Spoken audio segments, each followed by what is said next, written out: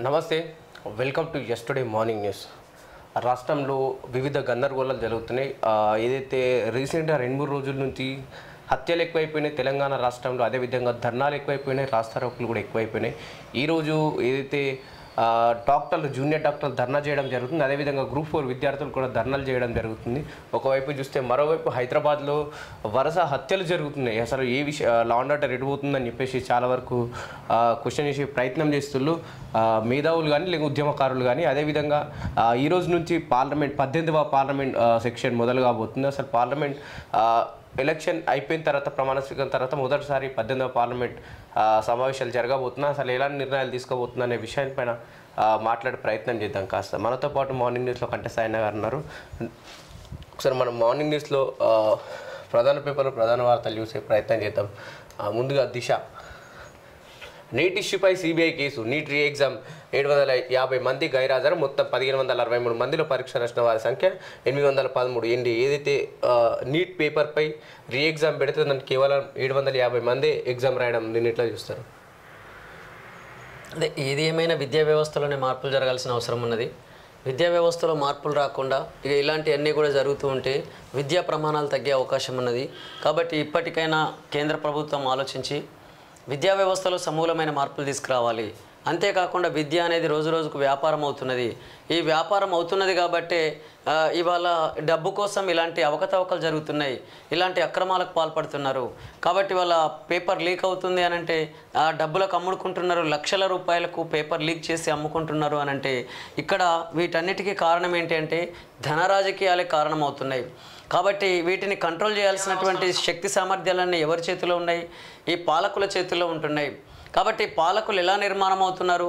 మళ్ళీ డబ్బులు పెట్టి, పెట్టుబడులు పెట్టి రాజకీయాల్లోకి వస్తున్నటువంటి నాయకులు ఉన్నారు. కాబట్టి అలాంటి నాయకుల వల్లనే ఎప్పుడైతే రాజకీయ వ్యవస్థ అంటే all systems under control political system అంటాం, ఆ పొలిటికల్ వ్యవస్థలోనే ఎప్పుడైతే ఈ ధన రాజకీయాలు కొనసాగుతాయో, ఆ పొలిటికల్ వ్యవస్థలోనే అవినీతి స్టార్ట్ అవుతుందో, ఇక దాని కింద పనిచేసేటటువంటి అన్ని వ్యవస్థలు కూడా అవినీతికి గురయ్యే అవకాశం ఉన్నది. కాబట్టి మొట్టమొదలు రాజకీయ ప్రక్షాళన జరిగిన తర్వాత ఖచ్చితంగా విద్యా వ్యవస్థలో సమూలమైనటువంటి మార్పులు జరిగే అవకాశం ఉన్నది. అప్పటి వరకు ఇలాంటి మనం గతం నుంచి కూడా చూస్తూనే ఉన్నాం. అటు ఇంటర్ నుంచి మొదలుపెట్టిన అంటే 10th క్లాస్ పేపర్లు లీక్ అవ్వడం కానీ, ఇంటరీ కానీ, అదేవిధంగా యూజీ కానీ, పీజీ కానీ, ఇట్లా అనేక రకాల ప్రశ్నపత్రాలు లీక్ అవుతున్నాయి అనంటే దానికి ప్రధాన కారణం డబ్బు అవుతుంది.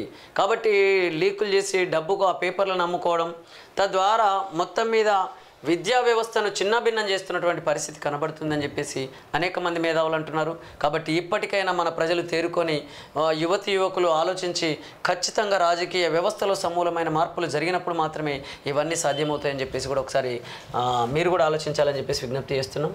క్వశ్చన్ పేపర్ లీకేజ్లో కీలక పరిణామం. బీహార్, మహారాష్ట్ర, గుజరాత్కు దర్యాప్తు బృందాలు ఆయా రాష్ట్రాలు నమోదైన కేసులపై విచారణ షురు.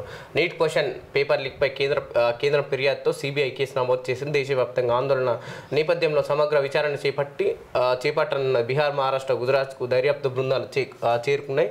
అక్కడ నమోదైన కేసులు ఎంక్వైరీకి సిద్ధమైన. ఏదైతే నీట్ క్వశ్చన్ పేపర్ లీక్లో చాలామందికి క్వశ్చన్ మార్క్ ఉంది. ఏదైతే ఏబీపీ కానీ కొన్ని సంఘాలు, బీజేపీకి అనుబంధ సంఘాలను అయితే ప్రతిపక్షాలు ఏమంటున్నాయి, కేంద్రంలో బీజేపీ ఉంది కాబట్టి పేపర్ లీక్కి ఆ పార్టీకి సంబంధం ఉందని ప్రతిపక్షాలు అంటున్నాయి. అదేవిధంగా కొన్ని ఆ పార్టీకి సంబంధించిన విద్యార్థి సంఘాలేమో మేము కేంద్రాన్ని హెచ్చరిస్తున్నామని ఆ సపోర్ట్ సంఘాలు అంటున్నాయి. దీనికి ఏ సమస్య తీసుకున్నా కానీ ఇక్కడ వివిధ పార్టీలు ఏం చేస్తాయనంటే నిజంగా నిస్వార్థంగా విద్యార్థుల కోసం, యువకుల కోసం వీళ్ళు పనిచేస్తే బాగానే ఉంటుంది. కానీ ఈ సమస్యను రాజకీయం చేస్తుంటాయి కొన్ని పార్టీలు. ఆయా పార్టీలకు అనుబంధ సంఘాలుగా ఉన్నటువంటి కొన్ని అనుబంధ సంఘాలు ఈ సమస్యను రాజకీయం చేయడానికి ప్రయత్నం చేస్తున్నాయి తప్ప నిజంగా నా విద్యార్థులకు ఇలాంటి సమస్యలు రాకుండా, ఇలాంటి అవకతవకలు జరగకుండా ఎలాంటి నిర్ణయాలు తీసుకుంటే బాగుంటుంది అనేటటువంటి చిత్తశుద్ధి ఉన్నట్లయితే కొన్ని సంఘాల విషయంలో కానీ, కొంతమంది నాయకుల విషయంలో అది కనబడతలేదని చెప్పేసి కూడా అనేక మంది మేధావులు అంటున్నారు. దీనికి కారణం ఏంటంటే ధన రాజకీయాలు. డబ్బుతో కూడిన రాజకీయాలు ఉన్నంతకాలం ఆ డబ్బే ప్రామాణికంగా పనిచేస్తారు తప్ప ఇక నా పేద ప్రజల సమస్యలు కానీ, నా విద్యార్థుల సమస్యలు కానీ, లేదా ఇతర సమస్యలు కానీ పట్టినట్లు చూస్తున్నట్టే కనబడుతుందని చెప్పేసి అనేక మంది మేధావులు అంటున్నారు. నేటి నుంచి పార్లమెంట్ సమావేశాలు, ప్రధాని మోదీతో సహా కొత్త సభ్యులు ప్రమాణం. 26న స్పీకర్ ఎన్నిక, 27న రాష్ట్రపతి ప్రసంగం, వచ్చే నెల 22 నుంచి బడ్జెట్ సెషన్ అని చూడొచ్చు మనం. కేసీఆర్తో నాకు పంచాయతీ లేదు, ఆయన విధి విధానాలపైనే నా పోరాటం. ఉద్యమకారుడిగా ఆ క్షణానికి ఆయన సక్సెస్, పాలకుడిగా మాత్రం పూర్తిగా విఫలం. స్వీయ విమర్శ చేసుకోకనే ఓటమి. కేసీఆర్ పాలసీతో చాలామంది జీవితాలు నాశనం. సొంత విధానాలే ఆయనకు శాపాలుగా మారాయి. ఎమ్మెల్సీ అయిన నా ప్రశ్నలు ఆగవు. పట్టభద్రుల గొంతుకగా పనిచేస్తా. పనితీరు సరిగ్గా లేనప్పుడు రీకాల్. మండలిలో ప్రైవేటు బిల్లు పెడుతున్నా. దిశ ఇంటర్వ్యూలో తీన్మార్ మల్లన్న అనేటటువంటి వార్తను మనం చూసినట్లయితే, ఇతను ఒక బీసీ బిడ్డ అయినటువంటి తీన్మార్ మల్లన్న మొట్టమొదటిసారి బహుజనవాదం లేదా అగ్రకులాలపైనే నా పోరాటం, లేదా మొత్తం మీద అయితే తను ఏదో ఒక మార్పును ఆశించినట్లయితే కనబడుతుంది. కానీ ఆ మార్పుకు అనుగుణంగా పనిచేయనప్పుడు తన మీద కూడా ప్రజలకు ఉన్నటువంటి విశ్వాసం కొంత తగ్గినటువంటి పరిస్థితి కనబడుతుందని చెప్పేసి, అంటే మిగతా ప్రజలు మాట్లాడుతున్న మాటల్ని మీ దృష్టికి తీసుకొస్తున్నాం. కాబట్టి ఇక్కడ మేము ఒకటే అంటున్నాం, మీరు ఎవరైనా సరే ఇవాళ డాక్టర్ కావాలంటే డాక్టర్ చదవండి, ఎంబీబీఎస్ చదవండి, లేదా ఇతర ఏది కావాలనుకుంటారో దాన్ని చదవాలి. దానికి అనుగుణంగా నాలెడ్జ్ని పెంపొందించుకున్నప్పుడు మాత్రమే మనం దాంట్లో సక్సెస్ అయ్యే అవకాశం ఉంటుంది. అదేవిధంగా రాజకీయాలు చేయాలనుకునేటటువంటి యువకులకు కూడా మేము ఒక విజ్ఞప్తి చేస్తున్నాం. మీరు రాజకీయాలు చేయడం మంచిదే, కానీ రాజకీయ వ్యవస్థ గురించి తెలుసుకోకపోవడం అనేది అది మీకే ఇబ్బంది కలుగుతుంది. కాబట్టి ఇవాళ ఈ దేశంలో ఉన్నటువంటి వ్యవస్థ ఎలా ఉన్నదో మీరు ఒకసారి అధ్యయనం చేయండి. ఇవాళ మీరు అంటున్నారు రీకాల్కి సంబంధించినటువంటి విషయాలు మాట్లాడుతుంటే కొంచెం పనితీరు సరిగ్గా లేనప్పుడు రీకాల్ అంటే రైట్ టు రీకాల్ అనేది రావాల్సిన అవసరం ఉన్నదని చెప్పేసి తీన్మార్ మల్లన్న గారు స్టార్టింగ్ నుంచి కూడా తన పోరాటం చేస్తున్నటువంటి పరిస్థితి కనబడుతుంది. అదేవిధంగా ఇక రకరకాల పద్ధతులలో తన ప్రయత్నం తను చేస్తున్నాడు. కానీ చాలామంది యువకులు ఏం చేస్తున్నారంటే ఘాటైనటువంటి విమర్శలు చేస్తున్నారు. ఘాటైన విమర్శలు చేయాలి, కానీ ఎలా ఉండాలి ఆ విమర్శలు అంటే తీన్మార్ మల్లన్నలోనన్న మార్పు రావాలి, లేదా దాన్ని చూస్తున్నటువంటి ప్రజల్లోనన్న మార్పు రావాలి, లేదా మీరైనా అధ్యయనం చేసి తదనుగుణమైనటువంటి సూచనలు సలహాలు ఇవ్వండి. అంతేగాని ఎట్లా పడితే అట్లా విమర్శలు చేయడం కాదు, విమర్శలు చేసుకోవడం కాదు. ఇవాళ వీళ్ళను వాళ్ళు విమర్శిస్తున్నారు, వాళ్ళను వీళ్ళు విమర్శిస్తున్నారు. కానీ నిజంగా నా ప్రజలకు ఏం కావాలి, అసలు ఈ దేశంలో ఉన్నటువంటి రాజకీయ వ్యవస్థ ఎలా ఉన్నది, ఇవన్నీ ఎవరు అధ్యయనం చేస్తున్నట్టయితే కనబడతలేదు. ఎందుకనంటే అటు తీన్మార్ మల్లన్నను విమర్శించే వాళ్ళు కానీ, లేదా తీన్మార్ మల్లన్న ఎవరినైతే విమర్శిస్తున్నారో వాళ్ళు కానీ మొత్తం మీద మన దేశంలో ఉన్నటువంటి ఆర్థిక సామాజిక పరిస్థితులను పూర్తిగా అధ్యయనం చేసినట్లయితే కనబడతలేదు. అదేవిధంగా ఈ ఆర్థిక సామాజిక పరిస్థితులకు అనుగుణంగా మన దేశ రాజకీయ వ్యవస్థను రూపొందించుకోవాల్సినటువంటి అవసరం ఉన్నది అనే విషయాన్ని ఎవరు కూడా గమనిస్తున్నటువంటి పరిస్థితి అయితే కనబడతలేదు అని చెప్పేసి అనేక మంది మేధావులు మాట్లాడుతున్నారు. ఇవాళ రైట్ టు రీకాల్ రావాలంటే ఎట్లొస్తుంది? రైట్ టు రీకాల్ ప్రజలకు రావాలి, ఓటర్కు రావాలి అని అంటే ముందు ఓటర్కు కాల్ చేసే రైట్ ఉన్నప్పుడు మళ్ళీ రీకాల్ చేసేటటువంటి రైట్ వచ్చే అవకాశం ఉంటుంది. కానీ నా ఓటే ఇక్కడ సెకండ్ అవుతున్నది ఈ దేశంలో అని చెప్పేసి అనేక మంది మేధావులు మాట్లాడుతున్నారు. ఒకవైపు పార్టీ బీఫామ్తో సెలెక్ట్ చేయబడుతున్నారు. ఇవాళ ఎమ్మెల్యేలు కానీ ఎంపీలుగా కానీ గెలుపొందినటువంటి అభ్యర్థుల పరిస్థితి ఏంటి? వాళ్ళు పార్టీల బీఫామ్ల ద్వారా సెలెక్ట్ చేయబడి ఆ సెలెక్ట్ చేసిన తర్వాత ఈవీఎం మిషన్లోకి వచ్చిన తర్వాత ప్రజల ఓటు ద్వారా గెలుపొందుతున్నటువంటి పరిస్థితి ఉన్నది. మరి వాళ్ళ సెలక్షన్ జరిగిన తర్వాత కదా, మరి సెలక్షన్ చేస్తున్నది ఎవరు? పార్టీ అధ్యక్షుడు. ఇవాళ మరి పార్టీ అధ్యక్షుడు పార్టీ ఒక ఏంటంటే పార్టీ కొన్ని ప్రజలకు వాగ్దానాలు చేస్తూ ఉంటుంది. వివిధ పార్టీలు మా పార్టీ అధికారంలోకి వస్తే మేము ఇది ఇస్తాం, అది ఇస్తాం, మేము ఇది చేస్తాం, అది చేస్తాం అని అంటారు. కానీ పార్టీ అధికారంలోకి వచ్చిన తర్వాత ఆ పనులు చేయట్లేదు. అదేవిధంగా అక్కడ ఉన్నటువంటి ప్రజాప్రతినిధులు కూడా పార్టీ ఏదైతే చెప్తుందో అదే ప్రజల దగ్గరికి వెళ్ళి నేను వస్తే ఇది చేస్తా, అది చేస్తా అని చెప్పేసి ఆ అభ్యర్థి చెప్తున్నటువంటి పరిస్థితి ఉన్నది. మరి వాళ్ళ పార్టీకి ఓటేస్తున్నటువంటి ప్రజలు వాళ్ళ యొక్క సమస్యలు ఏదైతే వీళ్ళు వాగ్దానం చేసినటువంటి సమస్యలను పరిష్కరించబడినప్పుడు రీకాల్ చేసే రైట్ కూడా ఉండాలి అని చెప్పేసి తీన్మార్ మల్లన్న గారు మాట్లాడుతున్నారు. మరి రైట్ టు రీకాల్ విషయం మనం గమనించినట్లయితే ఒకవైపు బీఫామ్ ఉన్నది, ఒకవైపు ఓటు ఉన్నది. ఈ రెండింటి ద్వారా ఆ అభ్యర్థి ఎన్నుకోబడి అక్కడ పాలకుడిగా మారుతున్నటువంటి పరిస్థితి ఉన్నది. మరి దేనికి పవర్ ఇద్దాం? నిజంగా ప్రజల ఓటు అనేది సెకండ్ అవుతుందని చెప్పేసి అంటున్నారు అనేక మంది. ఎందుకనంటే సెలక్షన్ చేయబడ్డ తర్వాత ఈవీఎం మిషన్లోకి వచ్చిన తర్వాత ఓటు హక్కు వినియోగించుకోబడుతున్నప్పుడు ఓటు అనేది సెకండ్ ప్రయారిటీ అవుతుంది, ఫస్ట్ ప్రయారిటీకి బీఫామ్ అవుతుంది అని చెప్పేసి అనేక మంది మేధావులు అంటున్నారు. కాబట్టి దీని మీద కూడా మీరు అధ్యయనం చేసినట్లయితే తప్పకుండా రాబోయే రోజుల్లో చాలామంది ప్రజలు అదేవిధంగా నా యువతి యువకులందరూ అర్థం చేసుకొని ఈ దేశంలో ఉన్నటువంటి రాజకీయ వ్యవస్థను ఈ దేశ ఆర్థిక సామాజిక పరిస్థితులకు అనుగుణంగా రూపొందించుకొని పరిపాలించుకునే అవకాశం ఉంటుంది. ఇక లేకపోతే ఎవరికి దోచిన రీతిలో వాళ్ళు ఏది పడితే అది మాట్లాడేసరికి చాలామంది ప్రజలు కన్ఫ్యూజ్ అవుతున్నటువంటి పరిస్థితి ఉన్నది అని చెప్పేసి అనేక మంది మేధావులు మాట్లాడుతున్నటువంటి మాటల్ని మీ దృష్టికి తీసుకొస్తున్నాం.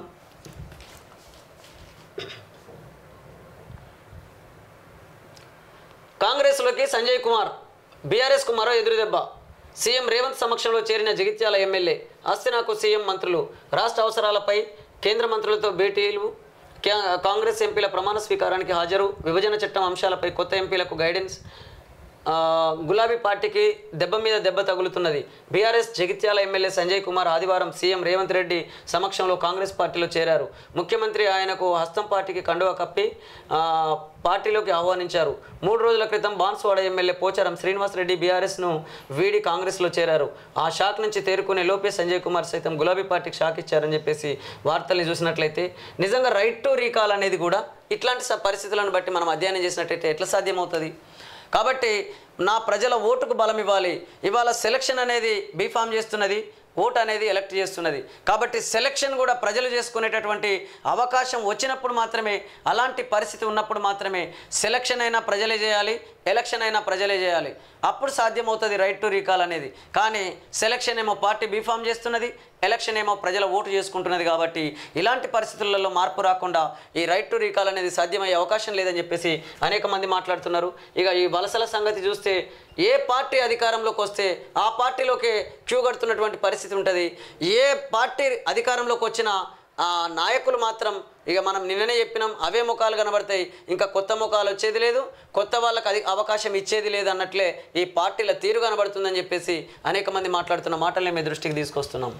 ప్రత్యక్ష పోరాటాలకు బీఆర్ఎస్ దూరం, మీడియా ప్రకటనలు సమావేశాలకే పరిమితం.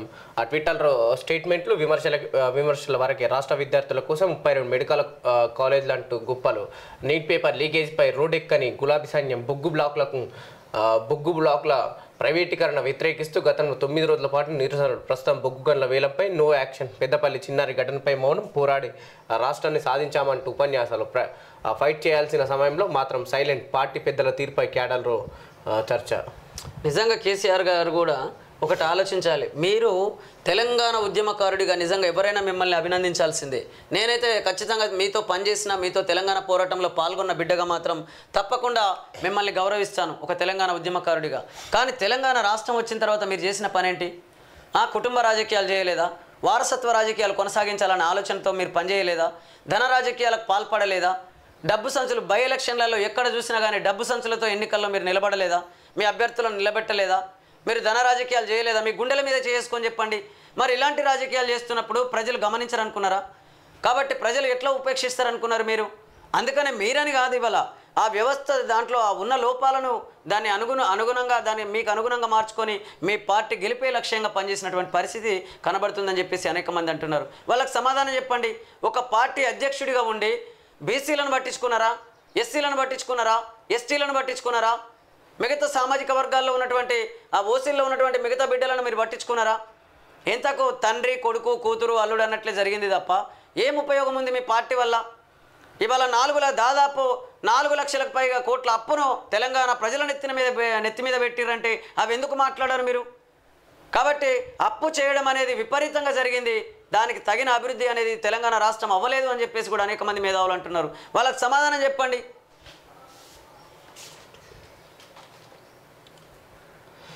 ప్రజ్వల్ రేవన్న సోదరుడు సూరజ్ రేవన్న అరెస్ట్.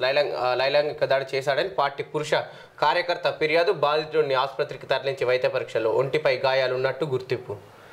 గతంలో ప్రజ్వల్ రేవన్నపై ఇది లైంగిక దాడి తమిళనాడు మన కర్ణాటక చెందిన నాయకుడు తమ్ముడు గతంలో ఆరోపణలు కూడా వచ్చాయి. ఎంత సిగ్గుచేటు. ఇవాళ ఒక నాయకులు, ప్రజాప్రతినిధులుగా ప్రజల వద్దకు వస్తున్నటువంటి నాయకులే ఇవాళ ఇలాంటి లైంగిక దాడులకు, మహిళల మీద లైంగిక దాడికి పాల్పడుతున్నారు అని అంటే ఈ వార్తల్ని చూస్తే జర సిగ్గు తెచ్చుకోవాలి. అలాంటి వాళ్ళు, అలాంటి ఆలోచన కలిగిన వాళ్ళు కానీ లేదంటే అలాంటి అవగాహనతో ఉన్నటువంటి వాళ్ళు సిగ్గు తెచ్చుకోవాలి. ఎందుకయ్యా మీరు ప్రజల్లోకి రావడం, ప్రజాప్రతినిధులుగా మీరు ప్రజల్లోకి వస్తూ ఒకవైపు ఇలాంటి వార్తలు వస్తున్నాయంటే, కానీ ఇందులో ఇంకొకటి వాస్తవాలు ఎంతో కూడా తెలియనటువంటి పరిస్థితి ఉన్నది. ఇవన్నీ కూడా ఎత్తుగడలు, ఎత్తుకుపై ఎత్తు వేస్తూ రాజకీయాలలో రకరకాల కుట్రలు జరుగుతున్నాయి.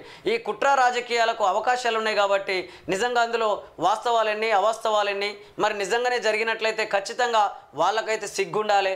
అలాంటి పని చేయడం అనేది కరెక్ట్ కాదు. కాబట్టి రాబోయే రోజులలో ఇలాంటి కుట్ర రాజకీయాలకు, ఇలాంటి కుతంత్రాలకు, ఇలాంటి లైంగిక దాడులకు పాల్పడ్డటువంటి వాళ్లకు రాజకీయాల్లో అవకాశం లేకుండా చూడాల్సినటువంటి అంటే అట్లాంటి బాధ్యత ఈ వివిధ పార్టీల అధ్యక్షుల మీద ఉన్నది. అదేవిధంగా ఈ కేంద్ర రాష్ట్ర ప్రభుత్వాల మీద, ఈ ఎన్నికల వ్యవస్థ మీద ఉన్నది. కాబట్టి ఎన్నికల సంఘం కూడా ఇలాంటి వాళ్ళను రాజకీయాల్లోకి రాకుండా చూస్తే బాగుంటుందని చెప్పేసి అనేక మంది కోరుకుంటున్నారు. మరి చూడాలి రాబోయే రోజుల్లో ఈసీ ఎలాంటి నిర్ణయాలు తీసుకుంటుంది, అదేవిధంగా కేంద్ర ప్రభుత్వం కూడా ఎలాంటి నిర్ణయాలు తీసుకుంటుందో చూడాలి. ఆ భూమి వైపు దూసుకొస్తున్న గ్రహ శకలం 2038 జూలై 12 భూమిని ఢీకొట్టే ఛాన్స్, ప్రమాదం జరిగేందుకు 72% అవకాశం, దాన్ని నియంత్రణకు మేము సిద్ధంగా లేకపోవచ్చని నాసా ప్రకటించింది. చూడాలి మరి ఏం జరుగుతుందో. బీఆర్ఎస్ పార్లమెంటు డిప్యూటీ లీడర్గా వద్దిరాజు, పార్టీ విప్గా దామోదర్రావు నియామకం. సీఎం అంటే కటింగ్ మాస్టర్ పథకాల్లో లబ్ధిదారులకు కోత పెట్టడమే లక్ష్యమా? సీఎం అనే పదానికి ఇదే సరికొత్త నిర్వచనమా? రుణమాఫీకి కొర్రెలు పెడితే ఊరుకోబం, ప్రచారంలో అందరికీ అన్నీ అన్నారు, ఇప్పుడు కొందరికి కొన్ని అంటున్నారు. ట్విట్టర్ వేదికగా కేటీఆర్ ఫైర్. ఇప్పుడు చూడండి, బీఆర్ఎస్ పార్లమెంటరీ డిప్యూటీ లీడర్గా వద్దిరాజు. ఇప్పుడు ఖమ్మం జిల్లాకు సంబంధించినటువంటి వద్దిరాజు రవిచంద్ర గారు డిప్యూటీ లీడర్గా తనను ప్రమోట్ చేసినటువంటి పరిస్థితి బీఆర్ఎస్ పార్టీది. మరి అదే మీ బీఆర్ఎస్ పార్టీ అధికారంలో ఉన్నప్పుడు బీసీలకు ఎందుకు ఇలాంటి అవకాశాలు ఇవ్వలేదు? అంటే పార్టీ ఓడిపోయినప్పుడు లేదా పార్టీ బలహీనపడ్డప్పుడు ఆ పార్టీని బలపరచడం కోసం ఇక్కడ బీసీలకు సంబంధించి వాళ్ళ యొక్క అవసరం ఉంటుంది. వాళ్ళకు సంబంధించి వాళ్ళని ఇలా త్యాగం చేసేటట్టు చేస్తారు. ఇప్పుడు ఆ వద్దిరాజు రవిచంద్ర గారు అంతో ఇంతో మన కూడబెట్టిన డబ్బులు ఉంటే అవన్నీ కూడా తీసుకొచ్చేసి ఇప్పుడు ఈ పార్టీని నడపాలి, ఈ పార్టీని అభివృద్ధి చేయాలి. అభివృద్ధి చేసిన తర్వాత ఆ బీసీలను వీకేసి మళ్ళీ వాళ్ళ కొడుకో, లేకపోతే ఆ పదవులు వాళ్ళ బిడ్డకో, వాళ్ళ అల్లునికో, లేకపోతే వాళ్ళ కుటుంబ సభ్యులకో, వాళ్ళ కుల బాంధవులకో, వాళ్ళ మిత్రులకో, ఇలాంటి వాళ్ళకు ఆ పదవులు వెళ్తాయి. అంటే అధికారంలో ఉన్నప్పుడేమో మీకు అనుగుణంగా పనిచేసే వాళ్ళకో, మీకు అనుబంధంగా ఉన్న వాళ్ళకో, మీ బంధుమిత్రులకో పదవులు పోతున్నాయి. ఇక అధికారం కోల్పోయిన తర్వాత మాత్రం అక్కడ ఎస్సీలకు, ఎస్టీలకు, బీసీలకు వీళ్ళకు పదవులు ఇచ్చి మళ్ళీ అధికారం రాబట్టుకోవడం కోసం అనేక రకాల ఎత్తుగడలు వేస్తున్నటువంటి పరిస్థితి ఈ పార్టీ వ్యవస్థలో ఉన్నది.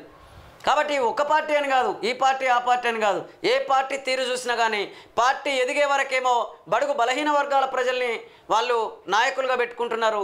పార్టీ ఎదిగి అధికారంలోకి వచ్చిన తర్వాత వాళ్ళని పక్కన పెట్టేసి మళ్ళీ వాళ్ళకు అనుగుణంగా వాళ్ళ బంధుమిత్రులనే అత్యున్నత స్థానాల్లో కూర్చోబెట్టుకొని పరిపాలిస్తున్నటువంటి పరిస్థితి ఉన్నదని చెప్పేసి అనేక మంది మేధావులు మాట్లాడుతున్నారు. ఖచ్చితంగా ఈ పరిస్థితులలో మార్పు రావాల్సిన అవసరం ఉన్నదని చెప్పేసి చాలామంది మేధావులు అంటున్నారు. టీ న్యూస్ నమస్తే తెలంగాణకు లీగల్ నోటీసులు. ఎమ్మెల్యే కౌశిక్ రెడ్డికి సైతం ఫ్లై యాష్ ఆరోపణలపై మంత్రి పొన్నం సీరియస్. పార్టీ చీఫ్గా దమ్మున్నోడు కావాలి, గల్లీలో కొట్లాడేవారు కాదు, 5 సీఎంలతో ఫైట్ చేసిన చరిత్ర నాది, అవసరమైతే కుంభస్థలాన్ని కొట్టాలి. బీజేపీ ఎంపీ ఈటెల రాజేంద్ర ఢిల్లీకి బీజేపీ ఎంపీలు నేటి ప్రమాణ స్వీకరణ కార్యక్రమానికి హాజరు. ఏమున్నది, పార్టీ చీఫ్గా దమ్మున్నోడు కావాలి అని అంటే ఈటెల రాజేందర్ ఇప్పుడు ఈటెల రాజేందర్ అన్న 5 సీఎంలతో ఫైట్ చేసిన చరిత్ర నాది అని చెప్పేసి మాట్లాడుతున్నాడు. ఏం సాధించారు? 5 సీఎంలతో ఫైట్ చేసి మీరు సాధించింది ఏంది రాజేందర్ అన్న? ఒక బీసీ బిడ్డగా, ఒక బలహీన వర్గాలకు సంబంధించిన బిడ్డగా మీకు ఉన్న గుర్తింపు. ఇవాళ బీసీ అంటే బ్యాక్వర్డ్ క్లాసెస్ అంటున్నారు, మరి ఓసీ అని అంటే అప్పర్ క్యాస్ట్ కావచ్చు, ఓపెన్ కేటగిరీ కావచ్చు, ఏదైనా కావచ్చు. బీసీ అంటే ఒక బ్యాక్వర్డ్ క్లాసెస్, వెనుకబడ్డ తరగతి. అంటే మనకంటే ముందు ఎవరో ఒక తరగతులు ఉన్నట్టే కదా. మరి ముందుబడ్డ తరగతులకు వెనుకబడ్డ తరగతులతో ఎట్లా పోటీ పెడతారని ఎందుకు అడగలేకపోతున్నారు? కాబట్టి దేశంలో ఎస్సీలు, ఎస్టీలు, బీసీలు, ఓసీలు ఉన్నారని చెప్పేసి ఒకవైపు గుర్తిస్తూనే అత్యున్నత స్థానాలకు రాజకీయంగా సమానమైన పోటీ పెట్టడం ఎంతవరకు కరెక్ట్ అని చెప్పేసి మీరు ఎందుకు మాట్లాడలేకపోయారు?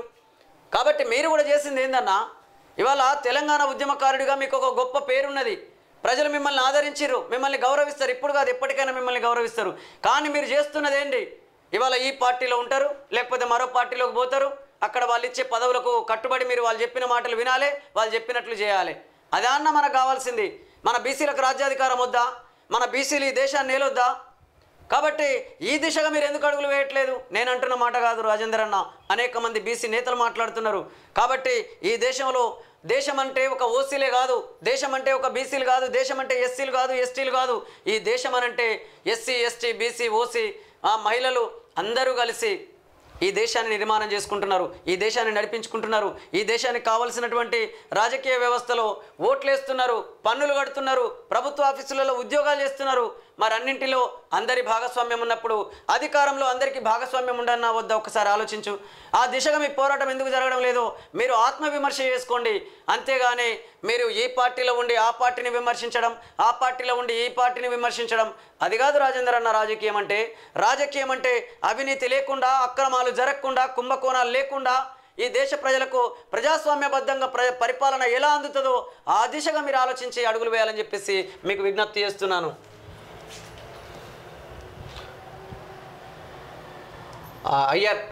ఐఆర్సిటీసీలో వ్యక్తిగత ఐడితో జరిమానాతో పాటు తీవ్ర పరిణామాలు. రైల్వే మంత్రిత్వ శాఖ కీలక మార్పులు.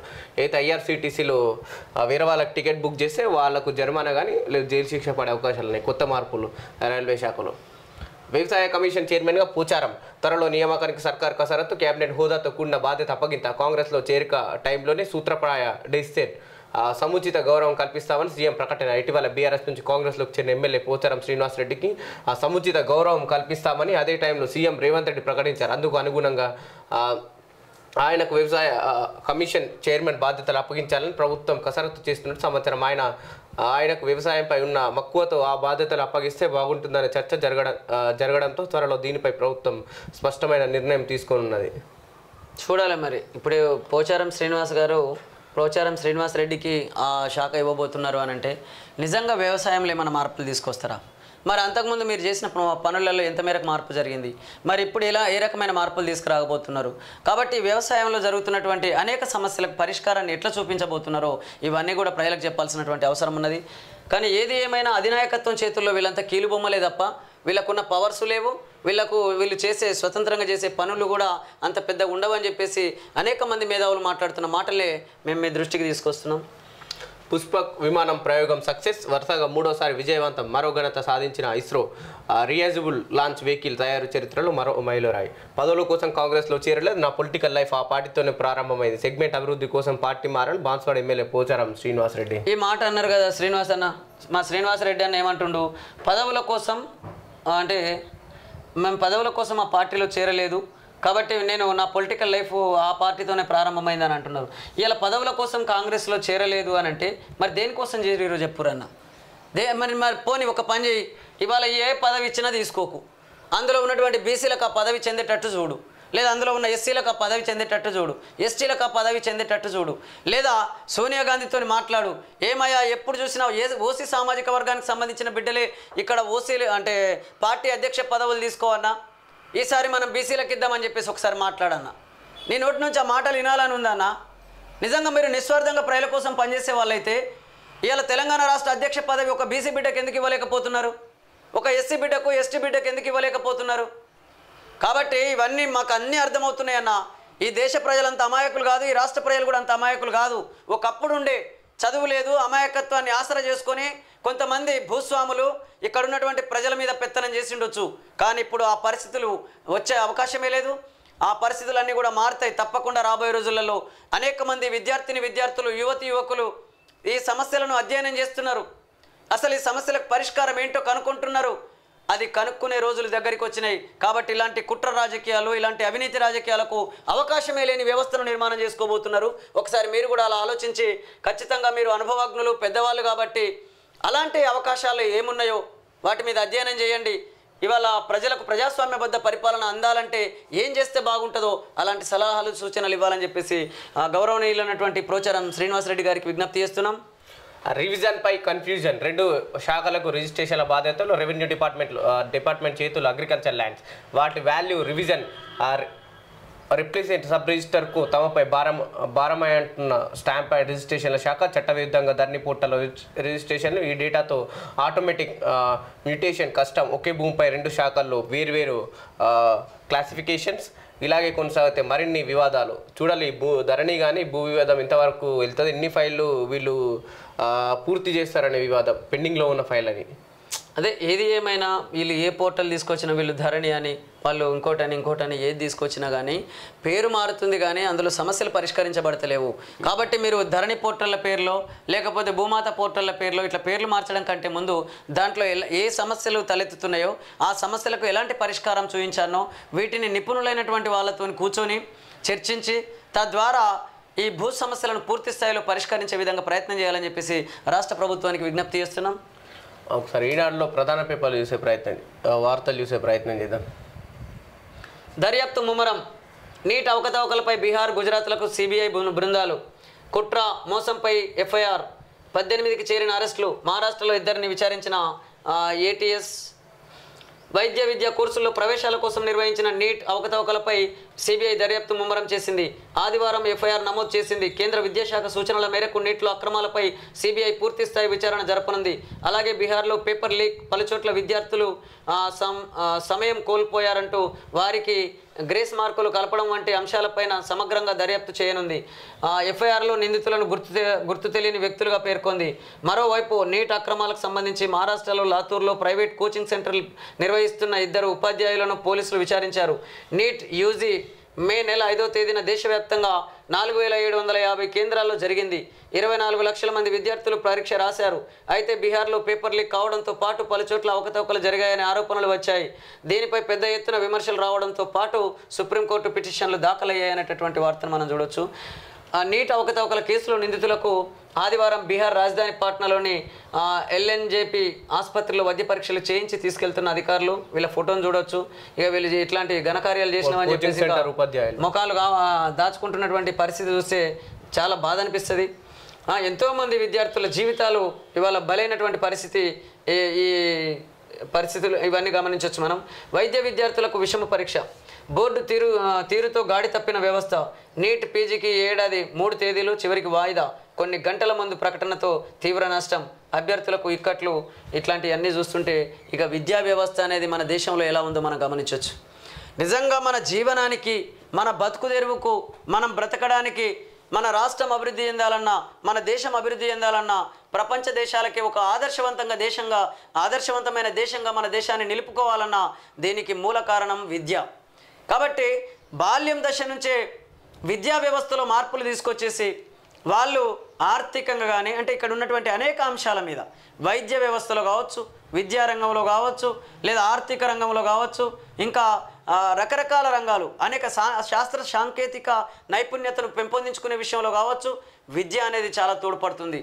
కానీ అలాంటి విద్యా వ్యవస్థలోనే ఇలాంటి అవకతవకలు జరుగుతుంటే ఇక నా విద్య ఏ విధంగా అభివృద్ధి చెందుతుంది, ఏ విధంగా మనం ఈ దేశాన్ని అభివృద్ధి చేసుకోగలుగుతాం ఒకసారి ఆలోచించాలి. అందుకనే మేము ముందు నుంచి అంటున్నాం, ఇలాంటి అక్రమాలన్నీ అరికట్టేటటువంటి శక్తి సామర్థ్యాలు కేంద్ర ప్రభుత్వం చేతిలో ఉంటాయి, పాలకుల చేతుల్లో ఉంటాయి. కాబట్టి పాలన వ్యవస్థలో మార్పులు రాకుండా ఇవి ఆగే పరిస్థితి లేదు అని చెప్పేసి కొంతమంది మేధావులు మాట్లాడుతున్న మాటల్ని మీ దృష్టికి తీసుకొస్తున్నాం. అమెరికాలో కాల్పులు. బాపట్ల జిల్లా యువకుడు మృతి. అమెరికాలోని దుండగుడు జరిపిన కాల్పుల్లో తెలుగు యువకుడు మృతి చెందారు. ఏపీలోని బాపట్ల జిల్లా కర్రపాలెం మండలం యాజిలికి చెందిన దాసరి శ్రీనివాసరావు ధనలక్ష్మిల కుమారుడు గోపీకృష్ణ 32 బీటెక్ చదివారు. ఉద్యోగం నిమిత్తం 8 నెలల క్రితం అమెరికా వెళ్లారు. టెక్సస్ రాష్ట్రంలో డల్లాస్లోని ఓ సూపర్ మార్కెట్లో పనిచేస్తున్నారు. భారత కాలమానం ప్రకారం శనివారం మధ్యాహ్నం గోపీకృష్ణ కౌంటర్లో ఉండగా ఓ దుండగుడు తుపాకీతో అతడిపై కాల్పులు జరిపారు. తీవ్ర గాయాలవడంతో ఆసుపత్రికి తరలించారు. చికిత్స పొందుతూ గోపీకృష్ణ మృతి చెందారు. ఈ విషయం తెలియడంతో కుటుంబ సభ్యులు కన్నీరు మున్నీరుగా విలిపిస్తున్నారు. మృతుడికి భార్య ప్రవళిక, 7 ఏళ్ల వయసున్న కుమారుడు రిషిత్ ఉన్నారు. నిజంగా ఇది ఎంత బాధాకరం. మన దేశంలోనే కనుక వీళ్లకు ఉద్యోగ అవకాశాలు, ఉపాధి అవకాశాలు కల్పించే విధంగా కనుక డెవలప్ చేసినట్లయితే ఇవాళ వీళ్ళు ఇతర దేశాలకు వెళ్ళే పరిస్థితి ఉంటుందా? కాబట్టి ఇతర దేశాలకు వెళ్తున్నారు అనంటే కారణం ఏంటి? ఇతర దేశాలకు వెళ్తున్నారు అనంటే ఇక్కడ ఉపాధి అవకాశాలు లేకపోవడం కావచ్చు, లేదా ఉద్యోగ అవకాశాలు తగ్గడం వల్ల కావచ్చు. ఏది ఏమైనా ఇవాళ అమెరికా లాంటి దేశాల్లో వాళ్ళు బతుకు తెరువు కోసం వెళ్తున్నారు మన భారతీయులు. వెళ్ళినటువంటి వాళ్లకు రక్షణ కల్పించే విషయంలో కూడా మన ప్రభుత్వాలు విఫలమవుతున్నాయి. అంతేకాకుండా ఇవాళ ఈ బాపట్ల నుంచి వెళ్ళినటువంటి ఇతను అక్కడ సంఘటన ఏంటో తెలియదు, కానీ ఇలాగే మొన్నటి నుంచి మనం చూస్తున్నాం అక్కడక్కడ ఇలాంటి సంఘటనలు జరుగుతూనే ఉన్నాయి. విదేశాలకు వెళ్ళినటువంటి ఆ భారతీయులు ఇవాళ వాళ్ళు ప్రాణాలతో తిరిగి వస్తారా లేదా అనేటటువంటి అనుమానాలు కలిగే విధంగా ఇలాంటి సంఘటనలు చోటు చేసుకుంటున్నాయి. మనం ఈ మధ్య చాలా చూస్తున్నాం. కాబట్టి ఇప్పటికైనా కేంద్ర ప్రభుత్వం తేరుకొని, వివిధ రాష్ట్రాల ప్రభుత్వాలు కూడా తేరుకొని, ఎక్కడి నుంచి ఎంతమంది విదేశాలకు వెళ్తున్నారు, ఏ పనుల మీద వెళ్తున్నారు, మరి అక్కడ వాళ్ళ పరిస్థితులు ఎలా ఉన్నాయి, వాళ్ళకి రక్షణ ఏ విధంగా ఉన్నది, ఇవన్నీ కూడా మనకు ఆ దేశాలతోని మాట్లాడి, ఆ దేశ నాయకులతో మాట్లాడి, వారి యొక్క రక్షణ విషయంలో కానీ, అక్కడ ఉన్నటువంటి వాళ్ళ పరిస్థితుల విషయంలో కానీ మీరు ఎప్పటికప్పుడు కనుక్కునే విధంగా ఒక సొసైటీని ఏర్పాటు చేయండి. అట్లా ఆ సొసైటీ ద్వారా వాళ్ళ యొక్క యోగక్షేమాలన్నీ కూడా మీరు తెలుసుకొని, మన భారతీయులైనటువంటి ప్రతి ఒక్కరిని వాళ్ళ యొక్క రక్షణను చూడాల్సినటువంటి బాధ్యత మన మీద ఉన్నది. కాబట్టి ఆ దిశగా ఈ కేంద్ర ప్రభుత్వం మరియు వివిధ రాష్ట్రాల ప్రభుత్వాలు ఆలోచించి అడుగులు వేయాలని చెప్పేసి మీకు విజ్ఞప్తి చేస్తున్నాం. కాంగ్రెస్లోకి జగిత్యాల బారాస్ ఎమ్మెల్యే సంజయ్ కుమార్ కండువ కప్పి పార్టీలోకి ఆహ్వానించిన సీఎం రేవంత్ రెడ్డి ఇప్పటికే అస్తంగూటికి 5 బారాస ఎమ్మెల్యేలు.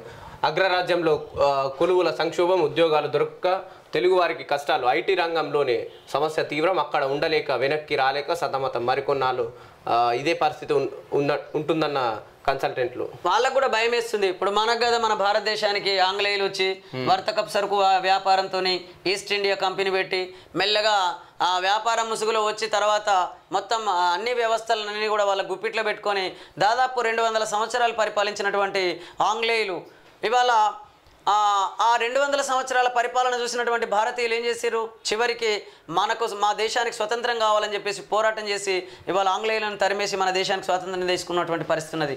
కాబట్టి మిగతా దేశాలు కూడా అదే భయం ఉంటుండొచ్చు.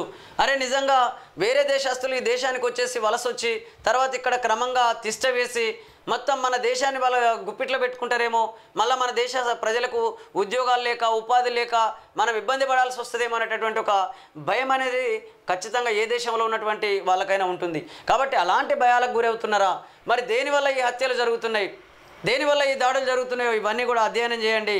ఏది ఏమైనా ప్రతి భారతీయుడిని మనం కాపాడుకోవాల్సిన బాధ్యత ఉన్నది. ఆ దిశగా మన ప్రభుత్వాలు ఆలోచించాలని చెప్పేసి మేము కోరుకుంటున్నాం. పేదింటి పిల్లలకు నాణ్యమైన విద్య సమకృత గురుకుల పాఠశాల నమూనాలు సిద్ధం, సీఎం రేవంత్కు అందజేసిన ఆర్కిటెక్ట్లు. ఏమో పేదింటి పిల్లలకు నాణ్యమైన విద్య అంటున్నారు కానీ ఒకవైపు ప్రైవేట్ స్కూల్స్కు విపరీతంగా పర్మిషన్లు ఇస్తున్నారు. అదేవిధంగా ప్రైవేట్ స్కూళ్ళల్లో నాణ్యతను పెరుగుతున్నట్లు అనేక ప్రకటనలు వస్తుంటే ఆ ప్రకటనలన్నీ చూసి ఏ పేదోళ్ళైనా కూలి చేసుకున్నట్టయినా కూడా ప్రైవేట్లోనే చదివించుకోవాలని అనుకుంటున్నటువంటి పరిస్థితిని అయితే ఈ రాష్ట్రంలో కల్పిస్తున్నారు. కాబట్టి ఇక్కడ మనం విద్యా వ్యవస్థను చూసినట్లయితే చాలా గ్రామీణ ప్రాంతాలలో అనేక గిరిజన గూడాలలో అనేక తాండాలలో ఇప్పటికీ బడులు లేనటువంటి పరిస్థితి ఉన్నది. ఆ బడులు నిర్మాణం చేయండి. ఆ బడులతో పాటు అక్కడ వాళ్ళకు కావాల్సిన ఏర్పాట్లన్నీ చేయండి. చాలా చోట్లలో ఇవాళ స్కూళ్ళల్లో టాయిలెట్స్ లేనటువంటి పరిస్థితి ఉన్నది, కనీసం నీటి వసతులు కల్పించినటువంటి పరిస్థితి ఉన్నది. కాబట్టి ఇలాంటివన్నీ కూడా మీరు గమనించి ఖచ్చితంగా ప్రైవేటు విద్యా వ్యవస్థను అంటే పెంచే విధంగా మీ యొక్క ప్రణాళికలు లేకుండా ప్రభుత్వ విద్యా వ్యవస్థను నాణ్యమైన విద్యను పేద ప్రజలందరికీ అందించేలాగా మీ యొక్క ప్రణాళికలు ఉండాలని చెప్పేసి అనేక మంది తెలంగాణ బిడ్డలు కోరుకుంటున్నారు. కాబట్టి రాష్ట్ర ప్రభుత్వం కానీ అదేవిధంగా రాష్ట్ర ప్రభుత్వం నిర్మాణం చేసుకున్నటువంటి కాంగ్రెస్ పార్టీ అధినేతలు కానీ అదేవిధంగా ముఖ్యమంత్రి అయినటువంటి రేవంత్ రెడ్డి గారు కానీ ముందు మన రాష్ట్రంలో అన్నిటికంటే విలువైనది విద్యా వ్యవస్థ. కాబట్టి బాల్యం నుంచే విద్యార్థులు వాళ్ళు జ్ఞానవంతులుగా తయారయ్యే విధంగా ఈ గవర్నమెంట్ స్కూళ్ళు, గవర్నమెంట్ కాలేజీలు, గవర్నమెంట్ యూనివర్సిటీలను అభివృద్ధి చేయాలని చెప్పేసి అందరూ చాలామంది మేధావులు, చాలామంది తెలంగాణ ప్రజలు మాట్లాడుతున్నారు. కాబట్టి మేము కూడా అదే కోరుకుంటున్నాం. ఇక నుంచైనా మీరు మీ యొక్క ప్రణాళికలు కానీ మీ యొక్క పనులు కానీ నా ప్రజలందరూ విద్యను ఉచిత నాణ్యమైన విద్యను అందుకునే విధంగా ఉండాలని చెప్పేసి మేము మీకు విజ్ఞప్తి చేస్తున్నాం. ఇవి ఈ రోజు ఉన్నటువంటి మార్నింగ్ న్యూస్ అప్డేట్స్. చూస్తూనే ఉండండి యెస్టర్డే న్యూస్ తెలుగు. గంట అయిందా?